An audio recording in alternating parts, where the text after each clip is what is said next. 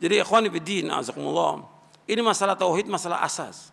Yang kita harus betul-betul memperhatikan tentang tauhid ini. Harus dakwakan. Kalau sembunyikan, kita nggak jelaskan, kapan mau dijelaskan?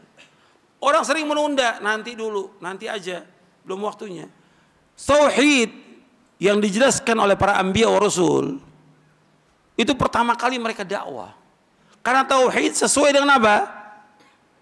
Sesuai dengan apa? Fitrah manusia. Allah yang menciptakan manusia, Allah juga yang memerintahkan para nabi, para rasul mendakwakan apa? Tauhid. Allah menciptakan manusia tahu tentang baik dan tidaknya manusia ini, lurus dan tidaknya manusia, bahagia dan tidaknya manusia dengan tauhid. Makanya semua nabi manhajnya jelas. Nah, banyak para dai yang tidak punya manhaj, yang tidak tahu manhaj.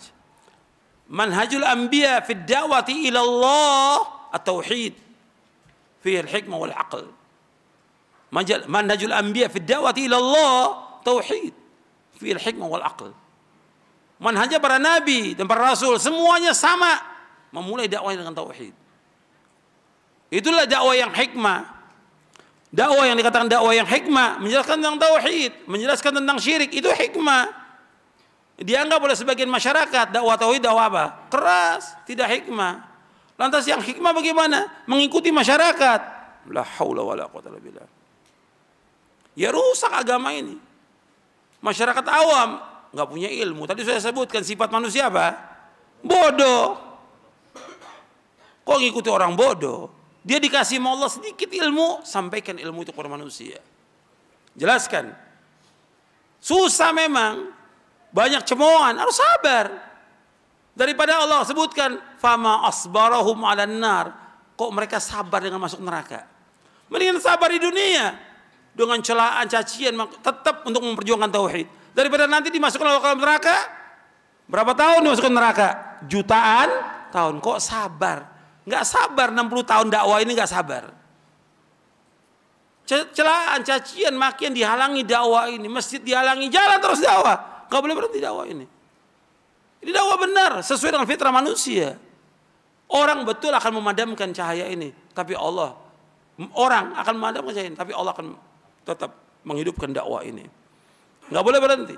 Nggak boleh takut pada manusia. Allah sebutkan wala yakhafuna laumata laim. Mereka nggak takut celaan orang mencela. Orang celah nggak ada masalah mencela. Celaan manusia nggak akan merendahkan diri kita di sisi Allah Taala. Dan pujian manusia nggak akan mengangkat derajat kita di sisi Allah Taala. Itu harus ingat itu. Prinsip dalam hidup kita, celaan manusia, orang celah kita nggak akan merendahkan diri kita di sisi Allah Taala. Karena kedudukan kita tergantung dari iman kita, takwa kita kepada Allah, amal soleh kita. Pujian manusia, banyak orang muji kita, nggak akan mengangkat derajat kita insya Allah. Karena Allah akan melihat apa? Tentang imannya dia, ikhlasnya dia, ilmunya dia, amal solehnya Allah lihat ya gimana. Bukan pujian manusia.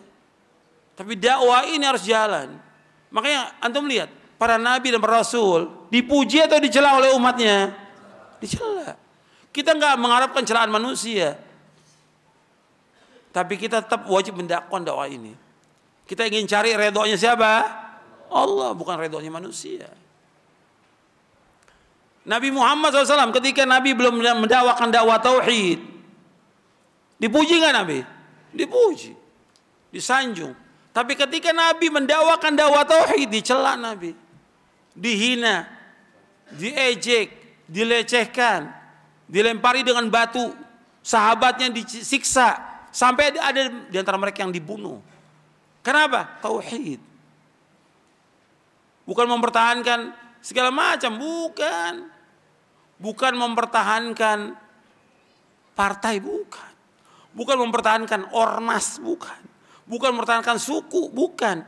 Tapi mempertahankan dakwah yang hak ini. Untuk membela agama ini. Sampai mereka apa? Disiksa oleh orang-orang kafir. Nggak ada yang lain. Mereka bukan mencari dunia, yang mereka cari akhirat. Maka antum lihat orang yang didakwakan Nabi pertama kali tentang tauhid, kuat imannya. Antum lihat pertama kali ada orang yang dia masuk Islam, apa gimana? Enggak seperti sekarang orang puluhan tahun Islam tapi takut dalam mendakwakan dakwah tauhid. Ini ada orang yang baru masuk Islam, Sudah ikut jihad. Sampai kata, ya Rasulullah, saya ini masuk Islam dulu atau jihad? Masuk Islam dulu.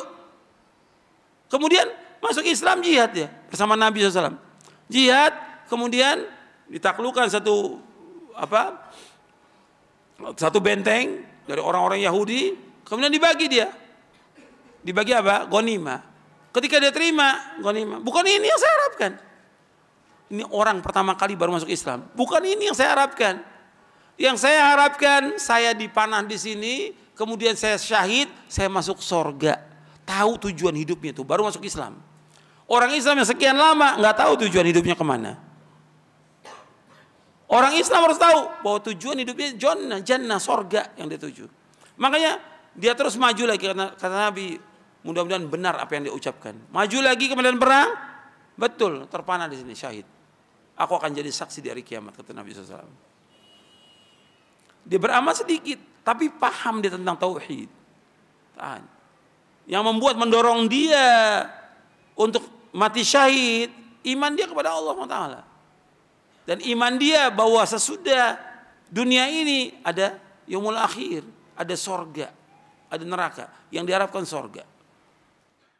Mudah-mudahan yang saya sampaikan bermanfaat. Kurang lebihnya saya mohon maaf. Wassalamualaikum Muhammadin SAW. Subhanakallahumma bihamdik. Asyhadu an la ilaha illa anta astaghfiruka wa atubu ilaik. Assalamualaikum warahmatullahi wabarakatuh.